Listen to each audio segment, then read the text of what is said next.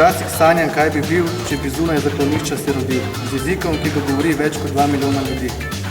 Ampak dokler je tu notri tudi hrana, se rajši pridno igram, ki je že v redu nam.